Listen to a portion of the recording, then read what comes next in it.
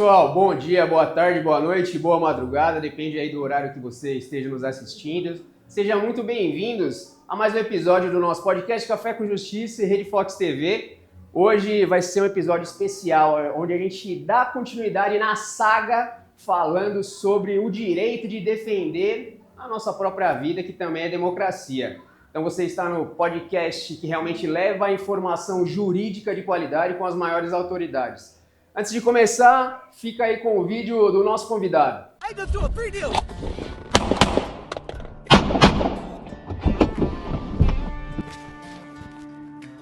Você, advogado, tá preparado para isso aqui? Sou o Dr. Gustavo Martinho, delegado de prerrogativas da OAB de Franco da Rocha e atual presidente da primeira comissão em defesa do porte de armas para advogados do Brasil. A OAB possui atualmente 1,3 milhões de advogados inscritos no dia de hoje.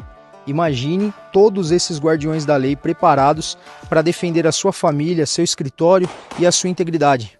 Existe um projeto de lei tramitando em Brasília que garante o porte de arma para nós advogados. Esse projeto ele não é de esquerda e nem de direita. Ele é um projeto que visa garantir a segurança da nossa carreira, nós advogados, e principalmente garantir a igualdade entre as três carreiras que fazem a manutenção da justiça brasileira, ou seja, juiz, promotor e advogado. De acordo com a Lei 8.906 de 94, o Estatuto da Advocacia, no seu artigo 6º, afirma o princípio da isonomia, ou seja, a igualdade entre carreiras. Mas eu te pergunto, por que apenas juízes e promotores possuem o porte de arma? A vida do advogado vale menos? Mas agora eu quero saber de você. E aí, você é a favor ou contra que nós, advogados, tenhamos porte de arma? É o seguinte, segue aqui a página da comissão, segue a página da OAB de Franco da Rocha e o principal, deixa aqui nos comentários se você é a favor ou contra que nós tenhamos arma. Beleza? E o principal, hein? Advocacia unida é advocacia fortalecida. Um abraço. Hoje, né? Vocês viram o vídeo aí e assim, hoje é o privilégio de entrevistar ele, o amigo Dr. Gustavo Martinho, ele que é presidente da Comissão de Prerrogativas e Direitos Humanos da Ordem dos Advogados do Brasil de Franco da Rocha e também de uma nova presidência em relação a uma comissão que nós vamos abordar aqui daqui a pouco. Dr. Gustavo, seja muito bem-vindo, meu amigo. Tudo bem? Como é que tá? Tô bem, graças a Deus. Você, tranquilo? Muito melhor agora na sua presença. Que bom. Fique à vontade, a Obrigado. casa é nossa. Toma café? Com certeza.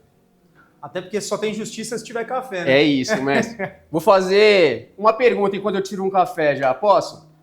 Fala para os nossos espectadores, por gentileza, quem é Gustavo Martinho, como você iniciou sua trajetória e também, para quem não sabe, né, o que é ser armamentista? Tá aí uma boa pergunta, né? A primeira, eu acho que é a mais complexa de todas, quem é o Gustavo Martinho? Falar de nós mesmos, Tá né? aí, falar da gente é difícil, né? Até porque o Gustavo Martinho, ele é uma junção de muita coisa que eu vivi nessa vida. Obrigado, doutor. Saúde a todos. Saúde. O Gustavo Martinho, ele é uma junção... Bom, vamos lá. Começar do começo, né? Fui criado no interior, na cidade de Mairiporã, e por um tempo até residi no litoral, porém as minhas raízes, principalmente ali, é na cidade de Mairiporã. E meu pai é advogado, então, obviamente, eu tive esse contato com o mundo jurídico por conta dele. Porém, eu sempre fui apaixonado por armas, né? E aí, isso aí também era meio que um hobby na minha vida. Sou filho de uma cantora, então eu também sou músico. Legal. Então por isso que eu digo, é uma mistura. Então eu sou músico, sou advogado e sou armamentista. Então, respondendo a sua pergunta, o que é um armamentista, eu acho que é aquela pessoa que defende liberdade. Que arma, ela se resume em liberdade, né? Eu sempre digo que ninguém quer ter uma arma para sair meramente atirando nas pessoas. Pelo menos esse é o meu raciocínio, né? Mas a gente tem uma arma para impedir que pessoas atirem na gente, né? Então, basicamente, eu penso assim, que o armamentista é aquele que defende liberdade. Eu acho que é isso.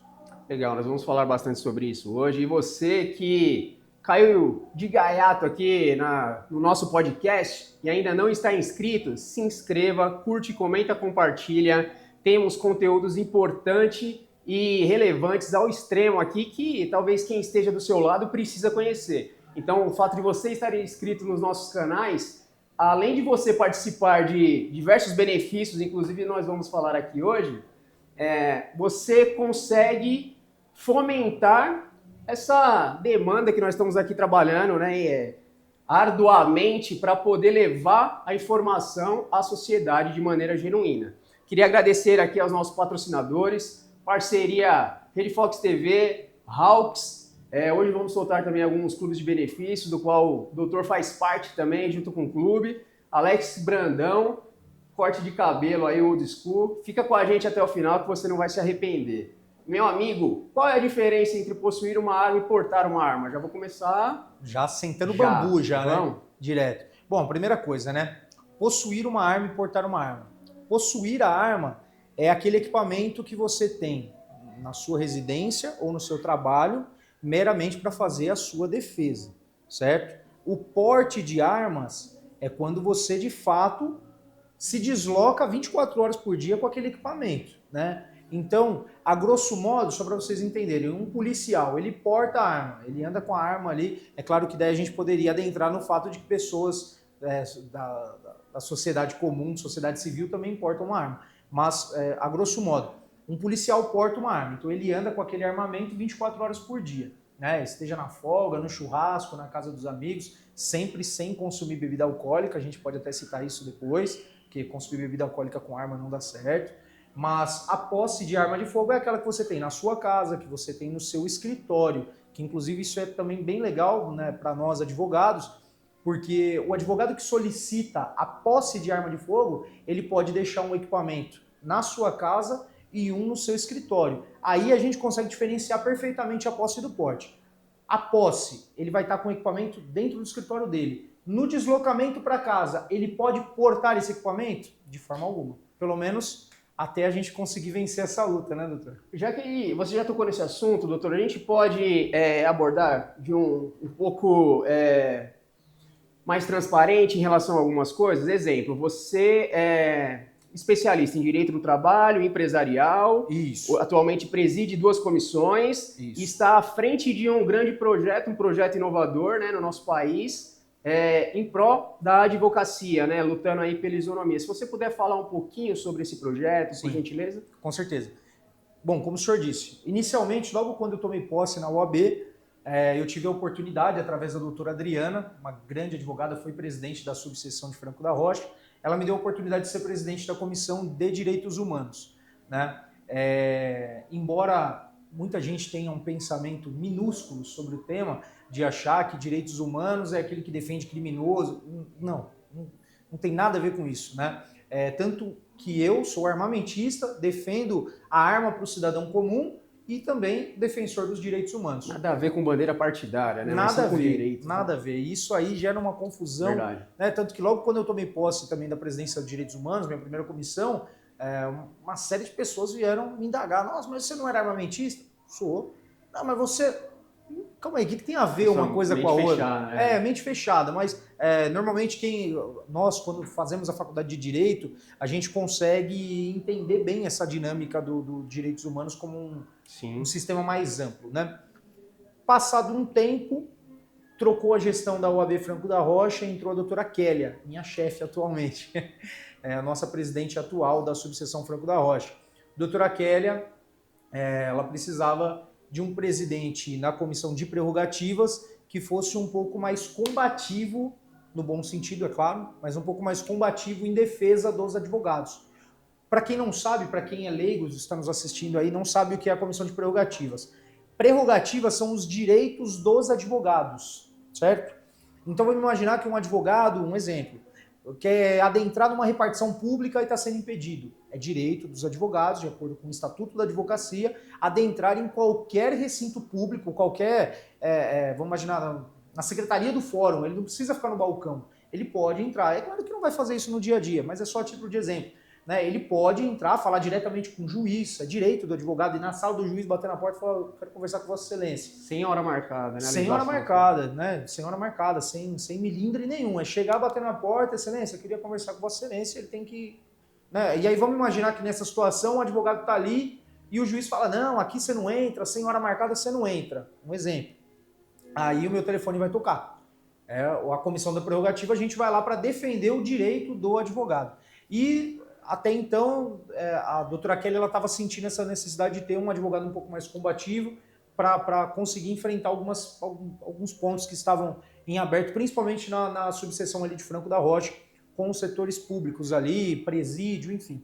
E aí logo quando eu tomei posse, a gente conseguiu fazer uma boa relação, uma boa comunicação, principalmente com os gestores de penitenciária, com os juízes titulares tanto das varas trabalhistas, civil, criminal, e a gente conseguiu botar muita coisa em ordem, né? Conseguimos ampliar ali o conforto profissional do advogado para que ele conseguisse prestar sua atividade ali com mais segurança, né? Tanto que, só a título de curiosidade, logo no começo, por diversas vezes, advogados me ligavam às vezes 11 horas da noite, meia-noite. Já aconteceu 1h da manhã, advogado me ligar na delegacia. Doutor, estou aqui, quero conversar com o meu cliente e o delegado não deixa. E aí a gente tem que pegar a nossa equipe, se deslocar para lá, tirar o pijama, colocar o terno e ir lá em defesa dos advogados. Então a doutora Kelly sentiu nessa necessidade porque muitas vezes tem presidente de prerrogativo que fala assim, amanhã eu vejo, amanhã eu vou. O advogado está precisando na hora, né? E o advogado precisa na hora, né? Então foi por isso aí que eu assumi a presidência das prerrogativas. Perfeito. E aí, à frente das prerrogativas, eu comecei a notar, porque assim, como eu disse, eu sempre fui armamentista, sempre gostei de arma de fogo, mas eu comecei a notar o quanto os advogados são vulneráveis, extremamente vulneráveis, né? Só a título de curiosidade, quando eu terminei a minha faculdade, o meu tema de TCC foi porte de arma para advogado. Embora eu não quisesse me aprofundar tanto naquele tema para a vida, mas naquele momento eu falei assim, poxa, por que advogados não têm porte de arma? Né? E aí eu decidi fazer o TCC sobre aquele tema. Passados muitos anos, né, eu me esbarrei de novo com isso, porque eu vi a vulnerabilidade dos advogados estando à frente da comissão de prerrogativas. Advogado me ligando e falando assim, doutor, estou sendo ameaçado. E infelizmente você tem que falar para o advogado assim, doutor, infelizmente as prerrogativas não tem como te ajudar. Né? Não é triste, né? Triste. É triste. E aí o advogado te liga, doutor, olha, estou fazendo um caso aqui, direito de família, e o ex-marido da mulher cismou que quer me matar. Tá vindo aqui no escritório, tá na porta do escritório, apontou arma para mim, eu não tenho o que fazer. O que eu faço? Como que as prerrogativas podem me ajudar? E você tem que falar assim para o advogado, doutor, eu vou rezar pelo senhor. Vou rezar, porque é o máximo que eu posso fazer. Porque o senhor tem que ir na delegacia, fazer um boletim de ocorrência e seguir o trâmite comum. Pô, mas se me pegar numa emboscada? Então, aí paciência, infelizmente, essa é a realidade. E foi então que nós decidimos criar a comissão, a primeira do estado, a primeira da nossa seccional São Paulo e uma das primeiras do Brasil, porque, salvo engano, só tem uma ou duas em algum lugar aí, mas uma comissão bem pequena que não teve essa visibilidade que a nossa teve, comissão do porte de armas para advogados, né? Já deixo bem claro até, é uma comissão de estudos, uma comissão aberta a todos, né? Justamente para que pessoas de ponto contrário, doutor, de ponto contrário, façam parte da comissão. Perfeito. Porque tem muita gente, inclusive alguns integrantes da própria OAB também, de outras comissões, nos indagando disso, falando assim, vocês criaram uma comissão para dar arma para os advogados? Não, não é isso. É para estudar a viabilidade de promover isso aí como matéria de prerrogativa, né? E aí pessoas são contrárias, desde já, inclusive, doutor, se o senhor me autorizar, Fica à vontade. eu convido a fazer parte da comissão. Como que faz parte da comissão? Instagram, @advocaciaarmada. Tem um link na bio, vai clicar no link e vai fazer a sua inscrição na comissão. Feito isso, o advogado vai aguardar o nosso contato, a gente vai entrar em contato, vai soltar a portaria, nomeando o advogado como membro colaborador consultivo. Né? E aí o advogado que tem ponto contrário, sou contra, por tal razão, por essa, vai nas nossas reuniões e vai entregar o porquê que ele é contra. Olha, eu tenho aqui esses dados técnicos, eu tenho aqui esses pontos contrários e trazer para nós. Né? Perfeito. É isso. Doutor, parabéns pela iniciativa. Vai tomar muita pedrada, eu sei, mas teto de vidro é o que mais leva pedrada, não tem o que fazer, né? A árvore que dá fruto é isso mesmo. É isso. Mas parabéns pela iniciativa. É muito interessante também dar abertura realmente e vozes para outras pessoas, né, que às vezes é contrário, porque às vezes quem é contrário também é contrário, mas por falta de algum entendimento. Temos, né, 2 projetos de lei que tramitam ainda, né? Depois, se você quiser externar um pouco como que está essa situação hoje, ainda está, acho que pode ser aprovado nas casas legislativas, mas aí o doutor pode entrar no mérito.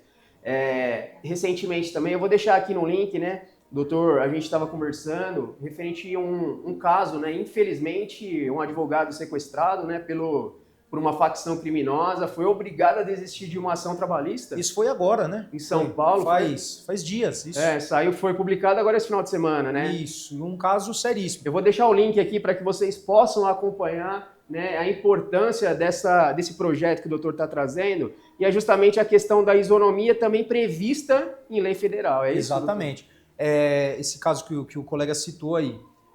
Imagina só a situação. Muita gente achando que o porte de arma para advogado ele é cabível somente para advogado criminalista, porque lida com criminosos. Somente para advogados de família. Era trabalhista esse, né? Advogado trabalhista foi sequestrado essa semana por uma facção criminosa, que não compete a nós ficar citando o nome de facção, mas por uma facção criminosa, para que ele desistisse de um processo trabalhista. Muito provavelmente, é claro que nós não sabemos o caso ao certo, mas muito provavelmente o advogado ingressou com uma ação contra alguma empresa que possa ter algum tipo de ligação com o crime organizado, provavelmente o caso foi esse, e o desfecho foi esse, né? A facção sequestrou o advogado e obrigou ele a desistir da ação. E aí eu pergunto para os colegas que talvez estejam nos assistindo, os colegas nessa situação desistiriam do processo ou não? Sendo bem sincero, eu desistiria.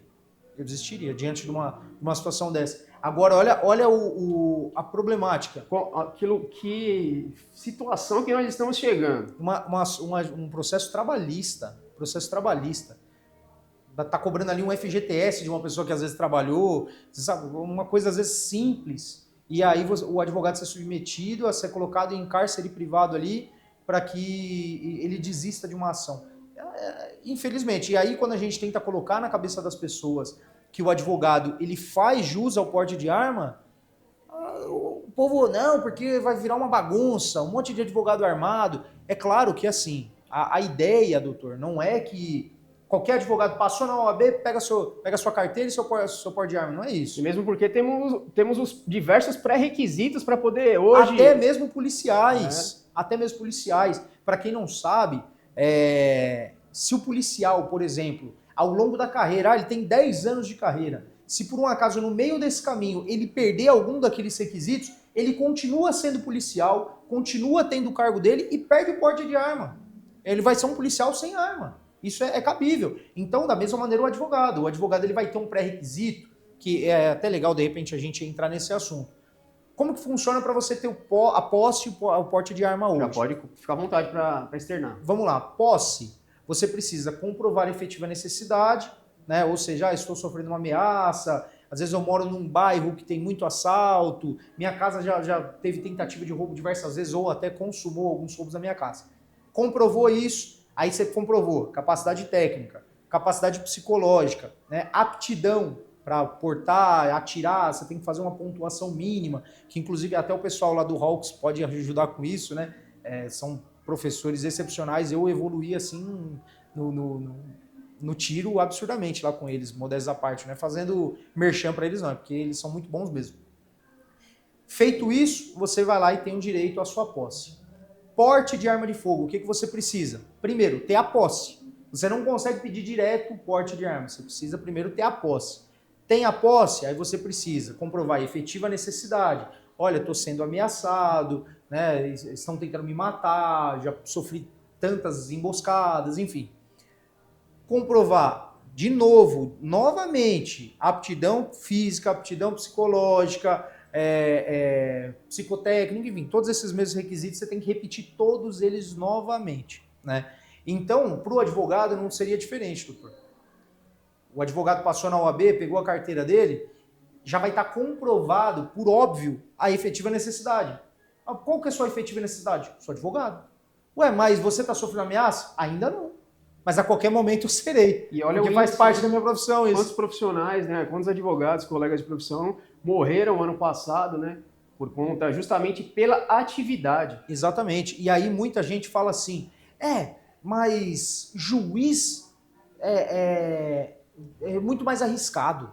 Delegado é muito mais arriscado. Aí coloca aí, dá um Google agora aí. Coloca aí quantos advogados foram mortos de 2016, 2015 até agora, e quantos juízes foram mortos. E não tem que morrer ninguém, não estou falando que o juiz tem que morrer, ou que tinha que morrer mais para se equiparar, não tem que morrer ninguém. Só que a vantagem do juiz é que ele tem comprovadamente a efetiva necessidade. Qual é a efetiva necessidade dele? Ele é juiz. Ah, mas você está sendo ameaçado? Ainda não.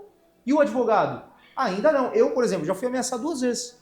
2 vezes. E, por exemplo, eu faço também um trabalho de assessoria jurídico-parlamentar. Então eu acompanho parlamentares ali, políticos, né? Então eu tenho que estar em alguns eventos com eles para poder dar o respaldo técnico jurídico. Tô sempre do lado ali. E um dos meus parlamentares que eu acompanho, o principal deles, na verdade, não vou nem citar o nome dele para não gerar nenhum tipo de desconforto para ele lá, mas ele teve umas ameaças. E eu tô do lado dele. Eu tô do lado dele todo dia, a semana inteira. E aí? Cadê o risco? Tá aí, pronto. Logo no começo da minha advocacia também, fazendo trabalhista, advocacia trabalhista, um funcionário me ameaçou. Funcionário de obra, ele trabalhava em obra, pedreiro, basicamente era pedreiro. Ele chegou em mim claramente e falou assim, doutor, é bom que esse meu processo dê certo, viu? Porque senão alguém vai ter que pagar por isso aí. Eu falei, não, vamos tentar. Ele falou, não, o senhor não está entendendo. Se não der certo, a chapa vai esquentar para o seu lado. Na mesma hora eu declinei do cliente. Falei, amigo, você procura um outro advogado a partir de agora, eu vou pedir minha retirada dos autos, tá? Tenho justo motivo para isso, né? E eu espero que o senhor ganhe, né? Mas eu não vou correr esse risco estando aqui, porque vai que você cisma que o problema foi meu, que a culpa é minha. E é isso. E é importante porque, na realidade, não é uma luta em prol de privilégios, né? A advocacia é a única profissão, né, sem ser do Ministério Público, a profissão privada que constitucionalmente você, na realidade, é o garantidor e manutedor da justiça. Então, assim, precisa ter essa isonomia. Assim como o doutor mencionou a questão da prerrogativa é um direito. Né? Então, quantos escritórios não foram invadidos? A gente não pode, como garantidor da justiça, estar à mercê da criminalidade. Aqui a gente não está defendendo bandeira partidária, mas sim o direito de você dar continuidade à defesa da sua atividade em prol do próximo, que pode ser você, pode ser seu pai, sua mãe. Ah, mas eu não gosto. Tudo bem, então não vai, não tira, não faça parte, não tem problema nenhum. Tá? Agora você que quer fazer parte, conhecer mais o nosso mundo, né? Conhecer a legislação também, fica nas nossas redes sociais, acompanhe o Clube de Benefícios, porque nós estamos ofertando lá no Clube Hawks 50% de desconto para quem quiser ser filiado e 10% de desconto em qualquer produto. E falando em produto, vamos falar um pouquinho, teve um produto agora recente, né, que entrou, foi aprovado na lei justamente para proteger a mulher. É um equipamento que já fazia tempo que precisaria estar em uso da mulher, né? Por conta que sofre assédio, importunação sexual constantemente, também casos absurdos que vem aumentando. Doutor, esse aqui tá tudo certo, legal, onde minha esposa conseguiu, foi lá no Hawks, então também, tá? Ela fez, preencheu os pré-requisitos e se você quiser adquirir, tem 10% de desconto, mas tem requisitos legais para poder preencher. Pode falar um pouquinho para a gente? Um deles é ser mulher, né? O primeiro grande requisito é ser mulher. Mas, de fato, né, no mês passado, no mês de julho, foi sancionada a lei que autoriza lá o porte de spray de pimenta, de gás de proteção para mulheres. E vamos fazer um teste aqui, doutor, só para ver se está funcionando? Para mim, tranquilo. A gente não vai fazer, não. O pessoal que o ambiente é fechado. Mas... Não dá. Mas, de fato, agora está autorizado pela lei desde o mês passado. Então, assim, é um passo a mais para a defesa ali da mulher, é claro. Mas sejamos sinceros, né, doutor? O que seria mais efetivo para uma mulher contra um agressor, muitas vezes armado, com uma faca, um spray de pimenta? Ou, novamente, a gente volta no mesmo assunto, uma arma de fogo.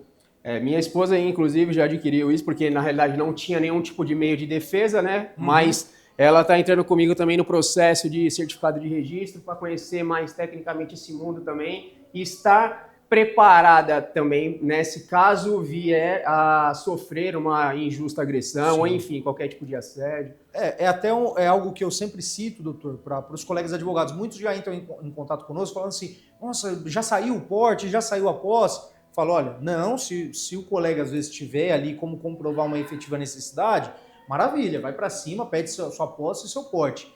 Se não tiver como comprovar, apresente-se como atirador esportivo. Né? Seja um atirador esportivo, até porque... E também a visão vai mudar, né? Também, né? Tecnicamente vai aprender outro vai mundo, aprender, né? E até porque lá na frente, quando, se Deus quiser, o advogado tiver, de fato, um porte como prerrogativa, o advogado vai estar preparado. Né? Ele já vai ter treinado bastante, já vai estar totalmente habilitado já a portar uma arma de fogo, porque não basta simplesmente entregar a arma na mão de uma pessoa e falar, sai aí com a arma. Não é assim. Infelizmente, é um esporte que ainda no Brasil ainda é caro por conta da questão cultural, né? Infelizmente, aqui ainda, né, caminha a passos curtos ainda. Na Flórida, você chega lá e você vai no mercado com a sua identidade, pesquisa seus antecedentes, você sai, né, armado. No Texas, você também, se quiser comprar um fuzil lá, é a mesma coisa. Não tem tanta burocracia se você é um cidadão do bem. E aqui a gente tem que desmistificar alguma coisa, sabe por quê? Porque o ladrão, aquele cara, o vagabundo, ele tá armado, né? E fora da legalidade. Então a gente só quer o direito de defesa. Isso é necessário. Falando nisso, doutor, nós estamos aí cumprindo a questão da legislação atual, Estatuto de Desarmamento, está também um imbróglio. E falando de calibre permitido e não, vamos falar um pouquinho desse novo calibre, né, 38 TPC, 380, Sim. E a diferença de 380 e 9mm. Uma pessoa foi abordada na rua, portando uma pistola 380, sem autorização de porte. Ela pode juridicamente acontecer o que com essa pessoa? 380? Uma 380. Tá, calibre permitido. Então vamos lá, só pra gente primeiro dividir ali o que é calibre permitido e calibre restrito. Estatuto de Desarmamento. Calibres permitidos estão lá no artigo 14, vai definir os crimes lá do porte de calibre permitido. Artigo 16, salvo melhor juízo, vai estipular os crimes, quais as penas, né, para porte de armas de calibres restritos. Que é o caso da 9mm. Que é o caso da 9mm. Isso aí não se mede por força da arma, vou usar o termo força, até porque, por exemplo, a calibre 12. A calibre 12 é extremamente forte e ela é um calibre permitido, desde que não seja semiautomática ou não tenha alma raiada, né? Que é o cano igual do James Bond, né? Quem assistiu o James Bond lembra do começo, tem aquilo lá é a alma raiada. Aquilo ali faz com que o projétil ele tenha mais precisão e maior velocidade, né? Então, assim, uma pessoa foi pega com uma arma de calibre permitido. O que vai acontecer? Vai responder de 2 a 4 anos, salvo engano. Porém, é claro que a gente não pode orientar ninguém a andar armado ilegalmente. Pelo amor de Deus, não façam isso. Mas, juridicamente falando, o problema é menor se você tiver com uma arma de calibre permitido. Então, vou sair, eu tenho 2 armas no cofre, não saia com nenhuma. Mas dá menos problema jurídico a 380 do que a 9. Como que a gente fala isso, né? Eu acho que é isso, por causa da fiança, é isso, né? Não só a fiança. Tá. O calibre permitido, você consegue fazer um acordo de não persecução penal. Olha aí, ó, que não interessante. Não dá nem crime. Na verdade, não vira crime.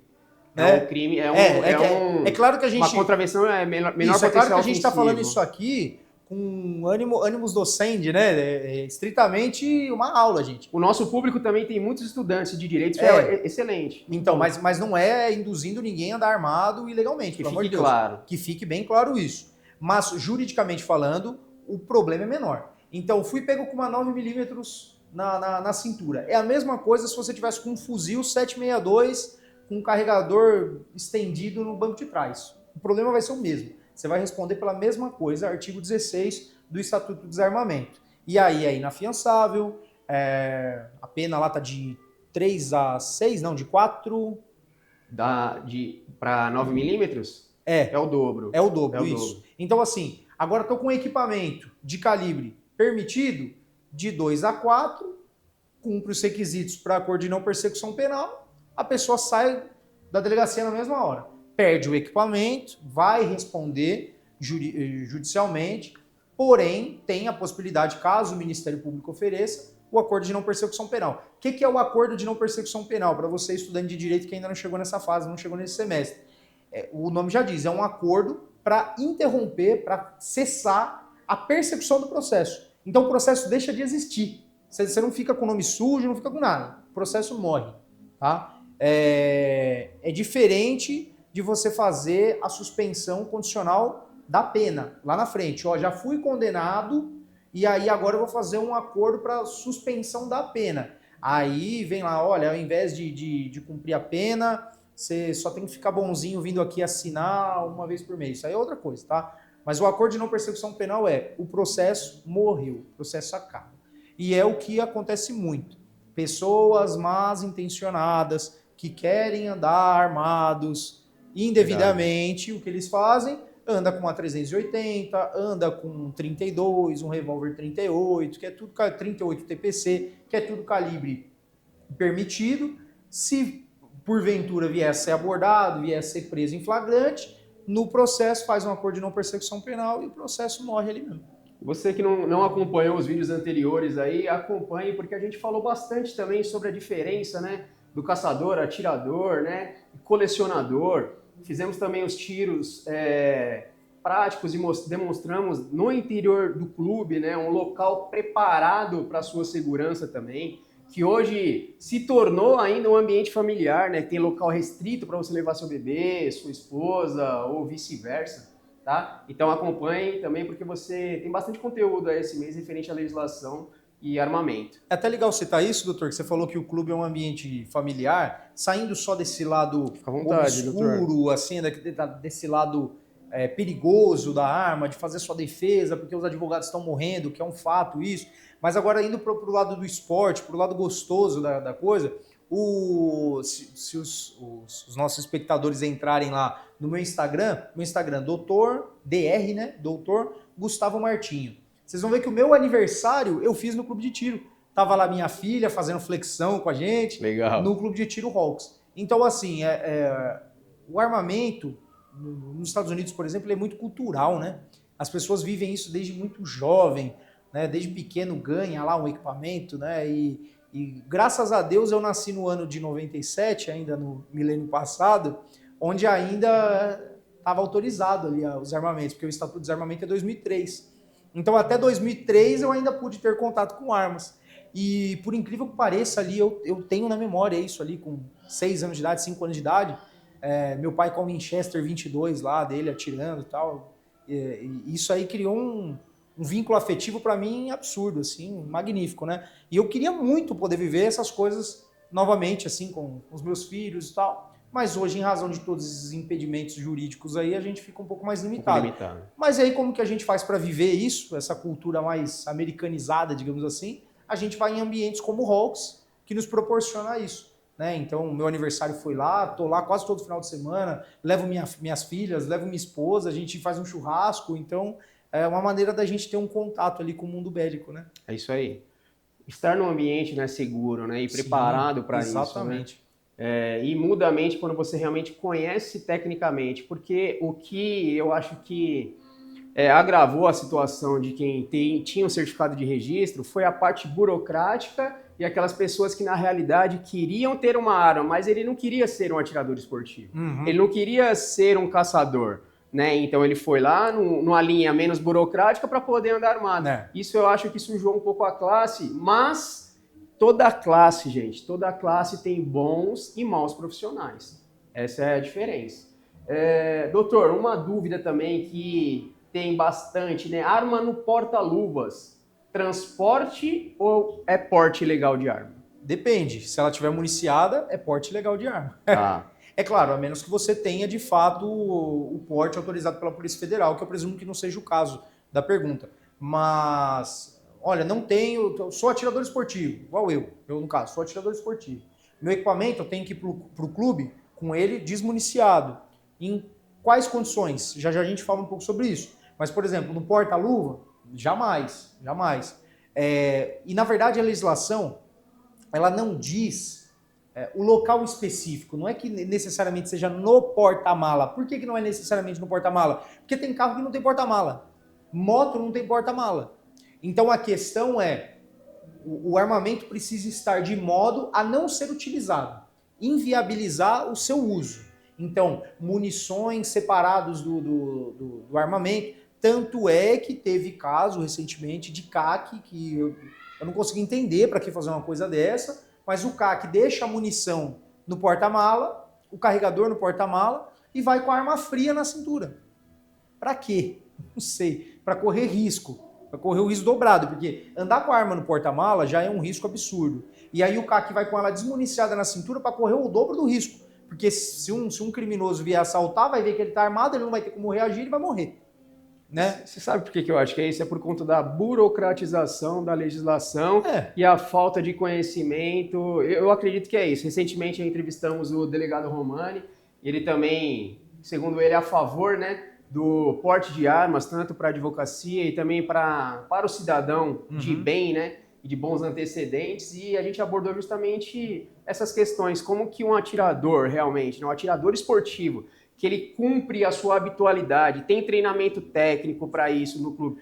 Ele tem que andar, imagina, você está se deslocando para o clube, a arma tem que estar desmuniciada, se sofre um assalto, você faz o quê? Tipo, isso é triste. É realmente uma aberração. Muitas pessoas estão solicitando o porte de arma, tentando se embasar nessa efetiva necessidade, que de antemão já falo que não funciona. Né?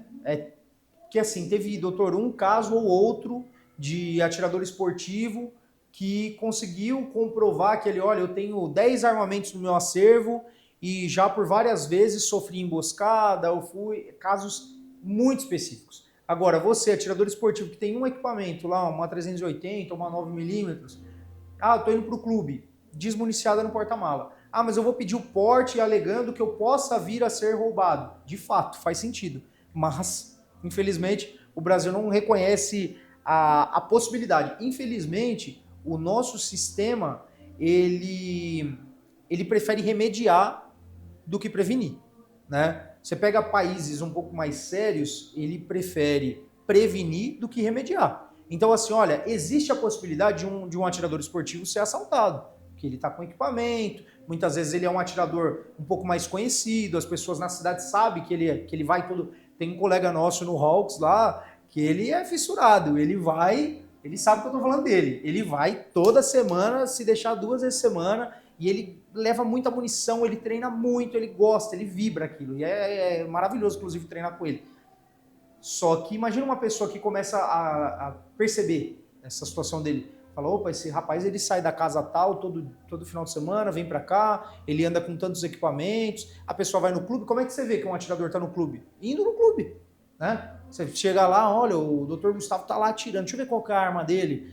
Deixa eu ver quantas munições mais ou menos ele traz. E cuidado, pessoal, esse ano, né, ano de eleição, né, e cuidado com o canto da sereia, né, porque tem muita gente vendendo, muita proposta aí, ou falando que vai fazer isso ou aquilo, não vai fazer nada. Tem muita gente que, na realidade, está iludibriando e querendo o seu voto. Cuidado, tá? Aqui o caso, a gente está levando informação fidedigna sem nenhum tipo de bandeira partidária e não estamos ganhando nada por isso. Essa é a realidade, mas sim levando um conhecimento genuíno, que esse é o objetivo. Muita gente, inclusive, doutor, logo quando eu soltei esse vídeo que o senhor colocou no começo do podcast, quando eu soltei esse vídeo, ele está com quase 400 mil visualizações. Show. Ou seja, quase 500 mil já, né? Estamos chegando lá, vai chegar lá. Se Deus quiser, porque isso está dando visibilidade para o tema e isso mostra o quanto os advogados estão necessitados do porte de arma. Mas muita gente me chamando, perguntando se eu ia me candidatar a alguma coisa.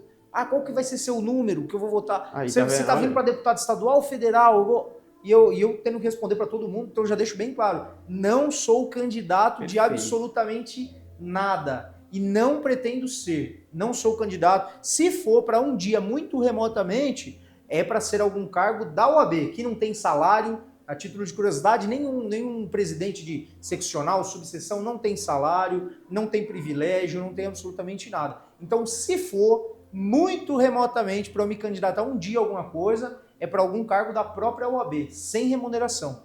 Não sou candidato a deputado estadual, não sou candidato a deputado federal, absolutamente nada. Nem agora, nem no futuro. É bom deixar isso claro. E cuidado também com a disseminação, né, da informação, né, que não é genuína. Por quê? Esse projeto de lei, por exemplo, que nós estamos falando aqui, do porte de armas, que, salvo engano, a última vez que eu tinha verificado no site do Planalto, que é onde você deve realizar as suas consultas ali, e a atualização, era 2025. Diversas plataformas demonstrando que estava aprovado, vendendo algo como se, sabe, o advogado já pudesse lá. Exatamente. Algo totalmente inverídico, né? Que é veiculado de uma maneira assim, foi aprovado o porte de arma na comissão tal do Senado, do Senado. Isso não significa absolutamente nada. Ela foi aprovada, maravilha, é um passo. Aí vai para outra comissão, tem que ser aprovado. Aí depois de lá, vai pro outro parlamento, né?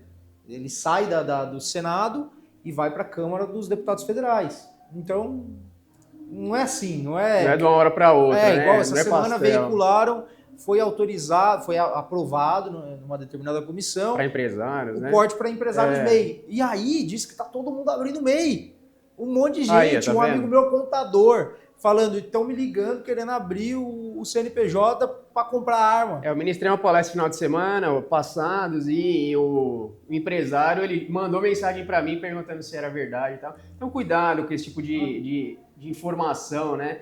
Recentemente também tivemos aí a tentativa de homicídio de um policial da Rota, né, um oficial, e muita gente disseminou na hora a informação, inclusive canais ali de pessoas expoentes, na realidade, da comunicação, e transmitindo a informação de que o policial estava morto, meu. Puxa, quer transmitir a informação rápida, mas não é fidedigna, então cuidado com a informação. Né? Agora é um momento que todo mundo sai da penumbra, a pessoa nunca pegou o metrô, mas agora ele vai ali pegar o metrô e vai na pastelaria comer o pastel para querer o seu voto. Mas isso é um risco, doutor, assim, que infelizmente... Mas isso, a política ela é muito assim, né?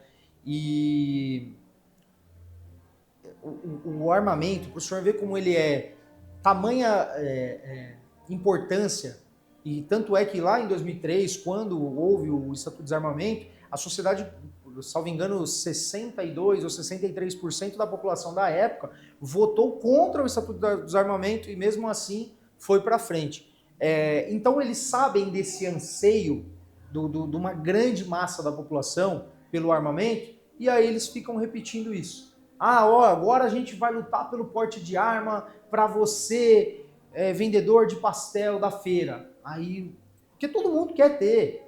Muita gente quer ter, independente de esquerda ou de direita. Quando, doutor, a gente criou a comissão do porte de arma para advogados, o que tiveram de advogados, amigos meus que eu conheço, que são de esquerda, que tem, né, um posicionamento ali mais socialista, enfim, e respeito totalmente a posição política da pessoa. Mas veio, olha, eu tenho interesse, porque embora eu seja de esquerda, eu já sofri uma ameaça. Então isso não é sobre esquerda ou sobre direita. Porte de arma é sobre liberdade. Justamente. Sobre liberdade, né? Doutor, falar um pouquinho sobre legítima defesa. O invasor entrou na sua residência... na minha eu sugiro que não faça isso. Né? Vamos usar do Tício e do Mévio. Tá. O Mévio, entrou na residência do Mévio, verdade? Para quem não entendeu a piada aí... Piada interna, né? O Tício e o Mévio são... explica aí, doutor. Pessoas que as faculdades geralmente colocam, né? Basicamente assim, concurso público e na prova da OAB não é diferente... Você não pode ficar colocando um monte de nome, né? Um monte de nome. Então, nas provas da OAB, o que eles fazem? Eles colocam o nome sempre Tício e Mévio, em todos os casos. Então, tá lá um exemplo. Tício foi comprar um pão na padaria e o pão estava estragado. Qual o Código do Consumidor se aplica como? Mévio foi assaltar um banco, então é sempre o Tício ou o Mévio, coitado. Eu nunca vi essas pessoas se envolverem em tanto problema na vida. Verdade. Então, o invasor ele entrou na casa do Tício. O Tício não estava, mas o Tício tem a posse da arma. A esposa dele pegou a arma do Tício e foi descarregar no ladrão. E o ladrão continuou a fugir. Aonde que entra e como que dá continuidade ou não no caso dela da legítima defesa? Tá, vamos lá. A legítima defesa é uma excludente de licitude. Então, no caso, ela não vai responder absolutamente nada, teoricamente. Né? O problema é que a gente sabe que o Brasil ele tem uma morosidade. Então, até concluir que ela não vai responder por nada, ela já respondeu. Mas, em resumo, Entrou, ela utilizou a arma do marido para se defender. Ela estava em estado de legítima defesa, ela utilizou dos meios necessários para cessar a injusta agressão. Então, basicamente, ela vai ter que provar até um determinado ponto processual ali de que ela não estava possuindo a arma. Por quê? Porque se ela estiver dentro da casa com a arma para ela, ó, o marido comprou aquela arma para ela, vou comprar para minha esposa. Não, aí é posse ilegal de arma de fogo para ela. Né? Ele até tudo bem, né? Ele comprou para ele, conseguiu a documentação, agora ela vai estar em estado de posse de arma de fogo ilegal. Porém, na prática, a pessoa vai falar isso, ela vai chegar na frente do juiz e falar assim, não, realmente o meu marido comprou para mim, só que como no meu nome não aprovou no nome dele, não vai. Então, ó, eu estava em estado de legítima defesa, usei o equipamento do meu marido. Ah, como que a senhora sabe manusear? Sou atiradora esportiva. Por isso que eu sempre dou a sugestão, sejam atiradores esportivos, sejam. Até porque numa situação de emergência, onde você estiver, talvez você consiga. Vamos imaginar um exemplo. Esses dias eu vi um lutador de jiu-jitsu, eu sei que o senhor gosta de jiu-jitsu também. A orelha entrega, né? A orelha entrega. Mas já deixo o meu osso aí para todo mundo do Gil. Um lutador de jiu-jitsu conseguiu imobilizar um assaltante, estava armado. Por fim, ele conseguiu ali pegar o equipamento e tal e separou. Mas ele poderia não ter conseguido separar. Se ele fosse um atirador esportivo, soubesse manusear o equipamento, talvez ele tivesse utilizado até o equipamento do próprio agressor para acessar a injusta agressão, né? Porque às vezes a pessoa tem um porte maior. Nesse caso, o assaltante não era um lutador de jiu-jitsu, mas se ele fosse um faixa preta e o lutador de jiu-jitsu fosse um faixa branca lá, coitado. O que ia tomar uma massa. E o que a gente está falando esses dias sobre o direito, né, constitucional de você realmente garantir a preservação do seu lar, da sua moradia, para que não seja inviolado, né? Hoje a gente tem esse ponto tanto quanto vulnerável e o vagabundo, o ladrão, ele sabe disso. E por isso, né, ele não tem problema nenhum e não está preocupado em invadir a sua residência ou não, porque ele sabe o quanto a legislação é burocrática para a gente, cidadão de bem, para ele não. Para quem estuda direito ou às vezes estuda para alguma carreira policial, nos estudos da criminologia, a gente vê como algumas coisas freiam de fato o criminoso. Uma coisa que freia muito o criminoso, vê a plaquinha lá na frente, cuidado com o cão, Legal. Cão bravo, isso já freia muito. Agora imagina a dúvida dele saber se naquela casa tem uma arma ou não. Ia pensar duas vezes, né? Ele já ia pensar. Então assim, quando a gente defende arma de fogo, não é para que todos sejam obrigados a comprar. Se você não quer, você só não compra. Mas o fato de todos poderem comprar já reduz drasticamente a criminalidade. Isso não sou eu que estou falando, não é uma opinião minha. São dados culturais também de outros países. Não, e até há pouco tempo atrás, enquanto tínhamos o porte de trânsito, o índice de roubo em farol caiu drasticamente. Por quê? Porque antigamente, aliás, hoje, vamos pensar hoje, 2026, o cara chega no farol para roubar, ele olha lá aquele monte de carro. Aí ele vai fazer uma análise, isso no subconsciente dele. Quem estuda criminologia pode ratificar isso que eu estou falando. Ele olha ali no farol, ele vê, fala, poxa, aquele carro ali tem uma mulher, o carro sem filme, todo claro, a mulher ouvindo lá o Dancing Queen dela, vidro aberto. Aí ele fala, vou roubar ela. Aí ele olha do lado, tem um carro com vidro todo lacrado, filme G5, não dá para enxergar nada do que está lá dentro. Qual que ele vai roubar? Ele vai roubar a mulher, né? Muito provavelmente. Na época do porte de trânsito, uma coisa que freava ele pensava assim, pô, de fato, ali tem uma mulher. Mas se aquela mulher for caque, né? E se ela estiver indo pro clube e ela estiver armada? Então isso aí já freou um pouco mais, né? Então só o fato de você autorizar o porte de arma, autorizar o porte de trânsito para atiradores esportivos, já reduz drasticamente a criminalidade, porque o ladrão vai pensar duas vezes que a pessoa pode estar armada ou não. Se eu fosse o ladrão, eu não correria esse risco. Eu vou assaltar um carro e falar, e se for atirador esportivo, estiver indo pro clube? 3 da manhã, um clube 24 horas. Que também tem isso, né? Sim. Durante o porte de trânsito, tinham clubes que eram 24 horas e o CAC estava indo pro clube 3 da manhã, 2 da manhã, né? Doutor, a gente já falou um pouco em alguns episódios anteriores, mas não aprofundando tanto. Se você puder passar um pouquinho pra gente, para quem está começando, o que é a diferença, né, do CR, do CRAF e a guia de tráfego? Fazem a mesma coisa ou cada documentação possuía uma finalidade diferente? Cada um possui a sua finalidade muito bem específica. Inclusive, vamos lá, tirei meu CR, meu certificado de registro, me tornei um atirador esportivo. Eu, por exemplo, antes mesmo de eu comprar o meu primeiro equipamento, eu tive CR por mais ou menos 1 ano e meio. Tem gente que fala que eu vou tirar o CAC, na verdade não, CAC, né? Tá errado. Você é um CAC. Né? Então, por exemplo, o advogado ele tira a OAB, mas ele é advogado. Ele não é um OAB. Ah, eu vou tirar o... Não, você é advogado. Você tira a OAB. Ok. O CAC é a mesma coisa. Ele é um caçador, ou atirador esportivo, ou colecionador. Então, ele é um CAC. Mas ele tem... Qual que é a OAB dele? É o CR. Então, uma coisa não obriga a outra, uma coisa não é vinculada à outra. Eu, por exemplo, tirei o meu CR e continuei mais ou menos 1 ano e meio, quase 2 anos, sem ter meu primeiro equipamento. Comprei meu primeiro equipamento. Eu preciso ter CR para comprar meu primeiro equipamento.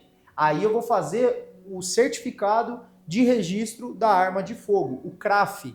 Aí você foi lá, claro, com a devida autorização de compra, né? Mas eu tenho autorização de compra, foi lá e fez o certificado de registro da arma de fogo. Ah, isso me dá o direito, por exemplo, de pegar agora meu equipamento e levar para o clube? Não, ainda não te dá o direito. Você precisa de uma GT, uma guia de tráfego. Ah, essa guia de tráfego me dá o direito de ir para todos os clubes do Brasil? Não. A guia de tráfego ela é específica para qual clube você está indo. Se eu estou filiado a um clube em um município, por exemplo, e outro em outro, eu preciso de 2 GTs. Exato. Eu, por exemplo, eu sou filiado no Hawks e ainda sou filiado em um outro clube, mas já está quase acabando minha filiação, vou me manter somente no Hawks. Mas eu tenho a guia de tráfego para os dois, né? Quero ir para um clube aqui em São Paulo. Eu preciso de uma guia de tráfego para aquele clube. Então, aí que vem. Os documentos se misturam, né? Se você não tiver um, você perde tudo, né? Então, estou indo para o clube de tiro sem a minha GT. Polícia me parou. Você está preso por porte ilegal de arma de fogo, porque você está portando o equipamento. Ah, mas está no meu porta-mala, desmuniciada. Você está portando ela. Porque muita gente acha que portar é pôr na cintura. Não tem nada a ver. Não tem nada a ver. Até porque um fuzil você não põe na cintura. Perfeito. Você carrega no banco do lado aqui. Então não tem nada a ver. Tô sem a minha GT. Você vai perder tudo, vai responder criminalmente, vai perder seus equipamentos. Então tem que ter todos os documentos certinhos. E eu sugiro que todos tirem, né? Porque ser atirador esportivo é maravilhoso. Perfeito. Muito bom. Doutor, já estamos caminhando para o final, passa muito rápido aqui, principalmente temática importante como esta. Vamos fazer um bate-bola rápido? Vamos. Pode, não pode ou depende? Fechou. E advogado com depende, ferrou. Advogado vai ser tudo depende. Já vou responder tudo previamente. Depende. Para quem não é da área do direito, pra gente tudo depende, né? Tudo Porque depende. tudo tem uma brecha legal ou algo do gênero. Doutor, arma registrada no porta-luvas, mas o proprietário não possui porte. Pode, não pode ou depende? Nesse caso não pode. Não é nem depende, não pode. Quem obtém o CAC transportando arma municiada? Não pode. Não é nem depende. Pessoa possuidora de porte consumindo bebida alcoólica? Não pode de jeito nenhum. Você perde o porte. Você perde o porte. Né? Inclusive tem muitos policiais que criam essa cultura de parar de beber após entrar na polícia, né? Antigamente isso não era tão cultural, mas hoje em dia muitos policiais estão criando essa consciência. Por quê? Porque se você for visto embriagado, também é importante citar, o Estatuto do Desarmamento, ele diz que se a pessoa for pego embriagado, então, tomei uma taça de vinho, estou com o meu equipamento. Não é recomendado, mas você não vai perder o equipamento por conta disso. Mas a grosso modo, não pode. Se for beber, não atire. Perfeito. Durante uma discussão, a pessoa mostra sua arma para o outro envolvido com a intenção de intimidá-lo, mesmo sem efetuar um disparo. Crime de ameaça. É crime, não pode. Então não pode. Não pode, até porque, não vou usar o jargão completo, mas o meu pai ele sempre dizia uma coisa. Algumas coisas como dinheiro e equipamento de fogo, arma de fogo, você só mostra se for usar. É isso. Né? Então...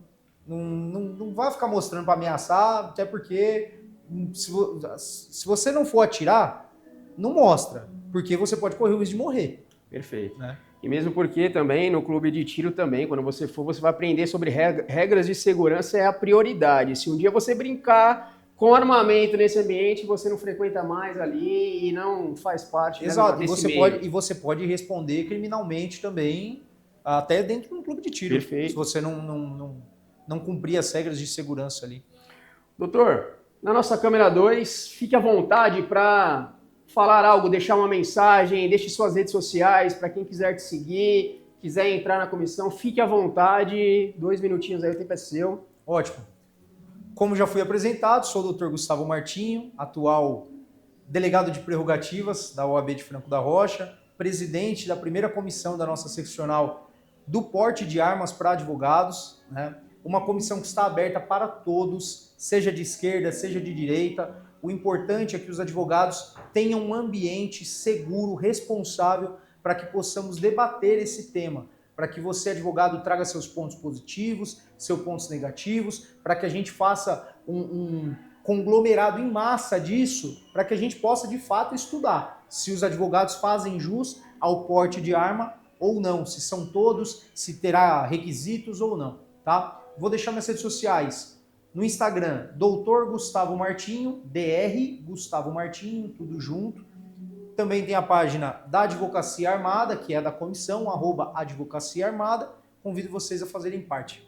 Perfeito. Gostaria de entregar aqui um certificado de participação. Muito obrigado, doutor. Essa caneca aqui, onde o doutor tomou café também, é sua. Muito obrigado, que legal. Presente no Café com Justiça, obrigado pela participação. Foi um imenso prazer aí. E logo menos vamos atirar junto lá no Hawks lá. Se Deus quiser. Conta com o podcast Café com Justiça e a Rede Fox TV para que a gente possa realmente disseminar informação genuína, né, para poder estar nessa labuta da advocacia, para que dentro da lei nós possamos também manter a nossa segurança, porque isso também é democracia. Sim. Tá? E você que ficou até agora conosco, muito obrigado. Siga as nossas redes, se inscreve, curte, comenta, compartilha, mas lembre-se que liberdade de expressão não é sinônimo de desrespeito. Até já, até o próximo episódio. Valeu. Tchau, tchau.